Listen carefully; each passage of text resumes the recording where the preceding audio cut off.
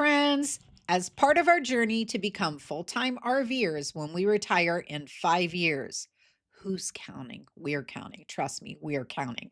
We are deep in the downsizing process right now. And let me tell you, Facebook Marketplace has become my best friend for selling things we no longer need.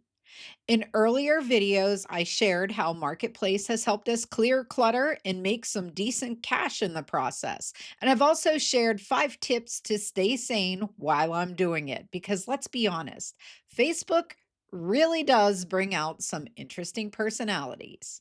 Well, today I want to dive a little deeper into how I stay organized as a marketplace seller because staying organized is the difference between easy money and total chaos.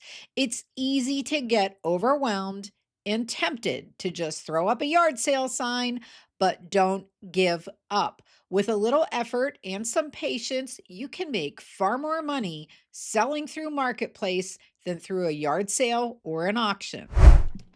So, Facebook gives you some really great built in tools. You just have to use them. When someone's seriously interested in your item, or if it's a repeat buyer that you trust, don't be afraid to mark your item as pending. You may still get the occasional, is this still available? Because, well, it's Facebook, but it drastically cuts down on the chatter. Another thing you want to do is once the item is gone, mark it as sold. That automatically notifies everyone else who messaged, and that will save you time in the end. And if a sale falls through, no problem. All you do is flip it back to available and you're up and running again. Think of it like your own little inventory system, a mini business inside Facebook. To make your listings stand out, set up a dedicated photo area. I try to use a plain background and consistent lighting. It makes your listings look cleaner and more professional. Take multiple clear photos from different angles so buyers know exactly what they're getting. Make sure you include details like dimensions and the condition. And trust me, if you skip the dimensions, and I don't care what you're selling, it could be a basketball.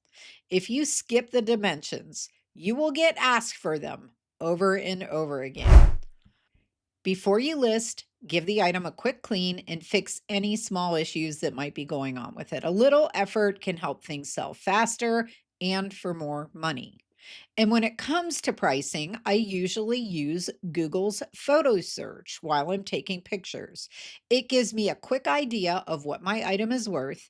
Then I'll double check that against other marketplace listings to see what other people are selling it for. And sometimes even check eBay if it's something that's a collectible.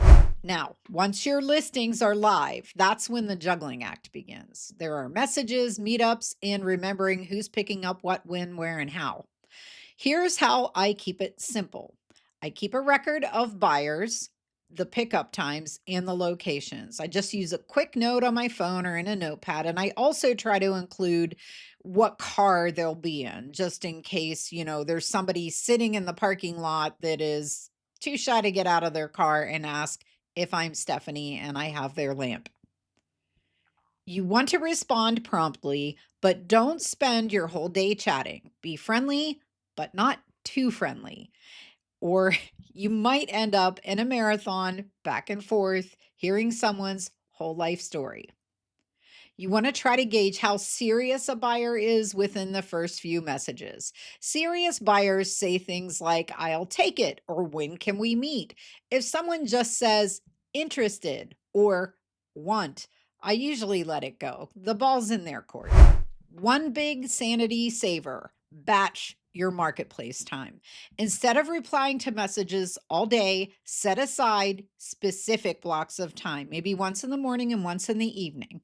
You also want to set aside specific blocks of time for scheduled meetups.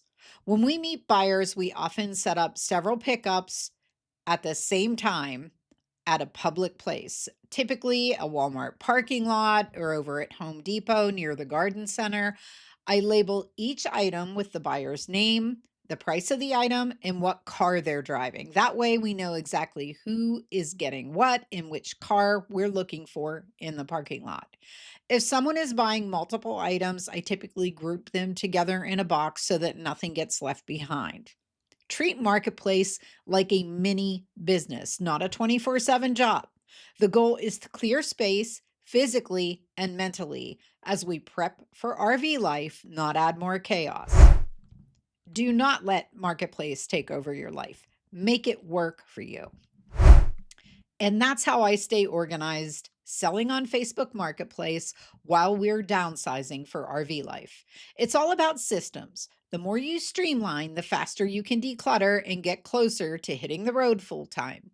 If you found this helpful, hit that like button, subscribe, and tell me in the comments what has been the hardest part of downsizing for you. Thanks so much for joining me today. I'll see you in the next video.